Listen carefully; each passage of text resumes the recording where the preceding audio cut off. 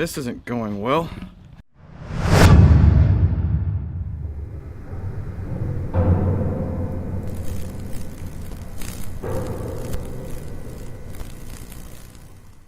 What's going on, everybody?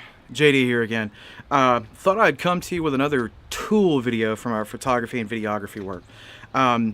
Y'all saw on the Wrench Performance videography, it's a Wrench Performance car meet, little photo shoot I did where I did some videography and stuff and threw that in there. I used a really cool tool called a Glidecam.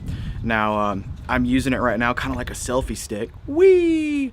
But it does some really cool things for your shooting, particularly the glide of coming in and out of shots and things of that nature. So I'm going to do a little bit of glide cam practice, take some shots. I'll share those with you here coming up in just a second, and then I'll tell you a little bit more about the glide cam I've got and some options if you decide that you want to pick up one for yourself. So check it out, guys.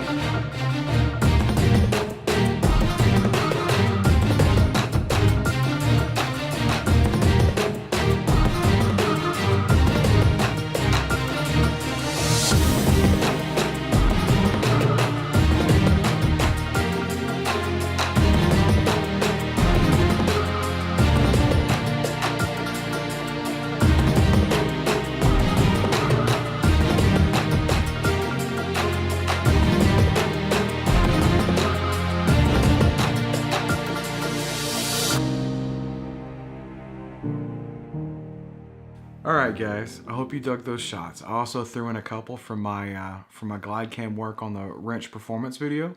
Just kind of giving you an example of what I'm working with now. Most of those are subpar at best. I'm pretty amateur. I've studied photography for a long time, but videography is something is new to me. I really only recently got into it to start growing the channel. So I really dig it, and I guess the main thing I wanted to share with you guys is kind of what I use and the wide variety of options that are available. You know, glide cams are a little bit scary, price-wise that is, because as soon as you start looking, you see like $400, $600, $800, and then you've got options like gimbals and things like that, which are really expensive. I mean, awesome tools and make the job, you know, so much easier, but me being the budget guy that I am, I'm using a very budget-friendly glide cam. This is said glide cam. It's a little 24-inch glide cam. It's a Neewer. I don't know if I'm saying the brand name right. I mean, it's on Amazon. I'll put a link below so you guys can check it out. I think they're like 80 bucks or something. Hold on. I've got my computer right here. It takes 2 seconds to click and look.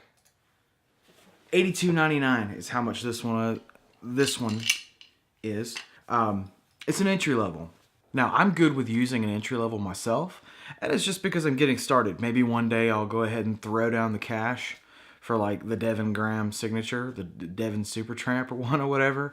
But for now, I'm really digging having something to practice with. Kind of the basics of them. I'm not going to make this video a tutorial on how to set up a glide cam just because there's tons of those out there. And I promise you the other ones are going to be better at telling you how to do it. What I will show you though is a couple basic principles. A glide cam works by allowing your camera to be separate from your hand. And yeah, I'm kind of glancing at the side screen to make sure I've got everything in frame.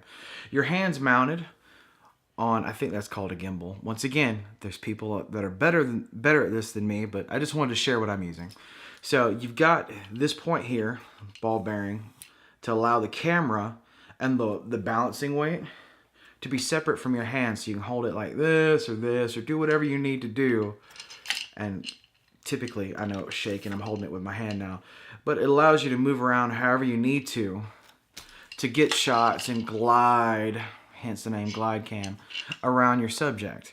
In particular, the one I'm talking about, the Neewer, has two adjustments up top. You've got this one here, this one here, that allows you to loosen that up and slide left and right, you know, depending on how your camera's weighted. And I'm just messing up all my settings. Oh well. And then you've got this one here, this little doohickey, this knob on the side, that allows you to loosen that up and slide your plate. I'm trying to make sure I got this in frame. Slide your plate back and forth. Then, in regards to the weight itself, you've got a couple of additional. You've got some more adjustments you can make in regards to setting up how your weight is balanced. First of all, you've got it positioned relative to the rest of the unit. And, and you'll find, you see the setup videos tell you to get that balance right. Well, the length from here, stretching it out, will help position that weight. Sometimes you might feel like you need more or less weight, but actually if it's something minuscule, like it's just a little bit more, a little bit less, you'll find telescoping this length will assist in either creating more or less drag against the weight of the camera when it's moving. Then you've also got these positions here, the threaded screws with thumb screws up top. I have additional weights, they're just packed up in my camera bag, but you can add or remove weight here, and they also slide out and back on this axis here. So if you need to spread the weight or rotate this in any capacity, say you have your screen out on the side of your camera, or you have a mic on top of it, like what I've got on top of mine, you can move it around as much as feasibly possible to try to get your balance right. Outside of that, guys, I really don't have a whole lot more to talk about. I mean, it's a pretty simple concept. You're balancing the weight of the camera against the weight on the other end of the stick. There's probably a technical name, I'm just going to call it a stick. But you've got weight on two positions opposed from one another on a set of ball bearings, and your goal is to balance the weight of the camera versus the weight you've got on the other end. Once you get it balanced, you're able to move around, and you're going to notice that it doesn't do this tilty stuff, kind of like you saw in my goofy intro clip. But setting it up appropriately, you're able to walk around, and it reduces the bouncing and jittering that comes from walking and hand holding your camera.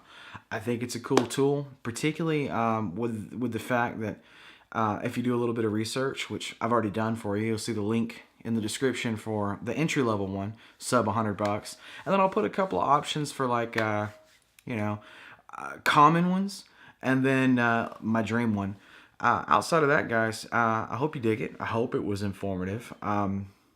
You're getting information from an absolute amateur, so I might not have the most technical description, but if I can figure it out with this little cheap one, you can. So hopefully that helps. Like, comment, subscribe if you dig what I'm doing. If you have any questions, comments, definitely put it in the comments down below so I can check it out, and I'll definitely respond to you. And have a great day. Peace.